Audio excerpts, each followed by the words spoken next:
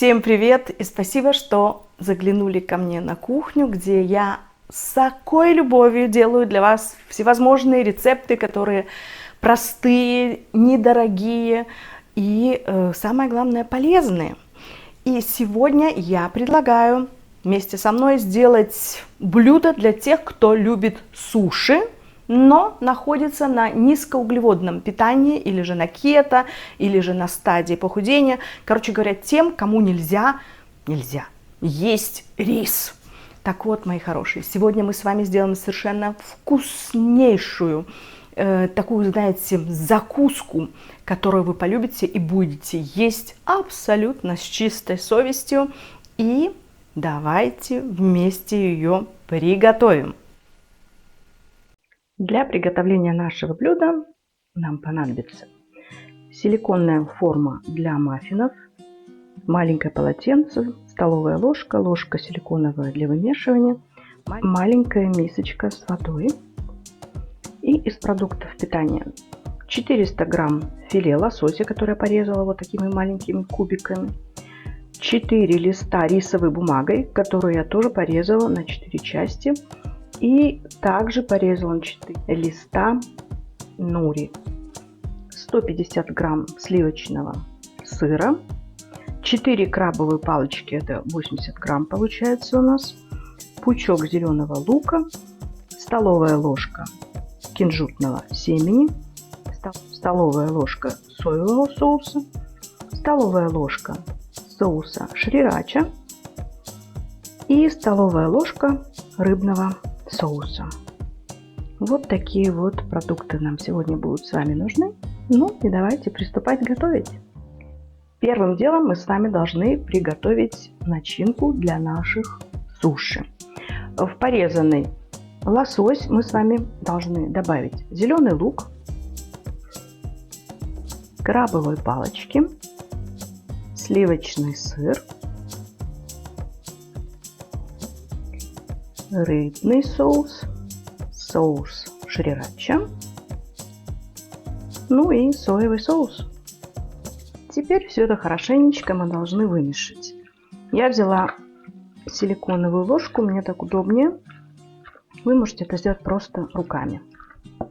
Смотрите, что у нас с вами сейчас получилось. Все прекрасно вымешалось и смотрится очень даже уже аппетитно. А теперь мы начинаем с вами создавать наши суши.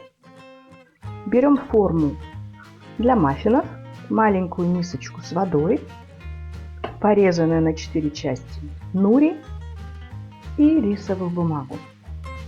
Теперь аккуратненько каждый листик мы должны с вами смочить в воде, для того, чтобы они стали более такими пластичными. И вот вкладываем нури в одну из ячеек. И то же самое проделываем со всеми остальными листиками.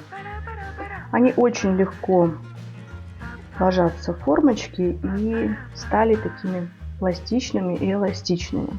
У нас получилось 12 штучек.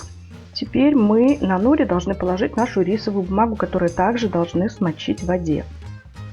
А вот и нет. Для рисовой бумаги лучше взять вот такую вот плоскую мисочку, да, чтобы листик поместился в водичку. Иначе будет рисовая бумага наша ломаться.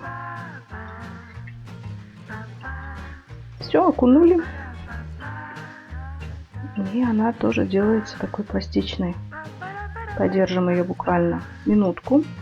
Когда она делается более такой эластичной, мы выкладываем ее вторым слоем на наши нури.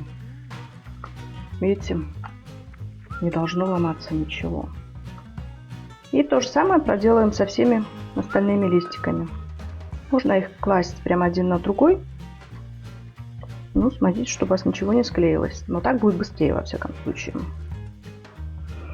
И вот последний листик рисовой бумаги мы кладем в эту ячеечку. И теперь мы будем наполнять наши будущие суши. Придвигаем наш фарш. Берем ложку и будем наполнять наш великолепный лосось с крабовыми палочками в каждую ячеечку. Там, где у нас мало начинки, то мы можем еще доложить остаточки, чтобы всем досталось поровну. Вот такая вот у нас с вами красота получилась. Теперь для завершения мы с вами посыпем немножечко кунжутным семенем. Оно запечется и будет тоже таким хрустящим и придавать пикантность нашим суши. Ну вот и все. Теперь мы ставим всю эту красоту в духовку на 180 градусов буквально на 15-20 минут. Смотрите за своей духовкой. Ну и потом мы обязательно с вами встретимся на моей любимой кухне. Вы только посмотрите на эту красоту.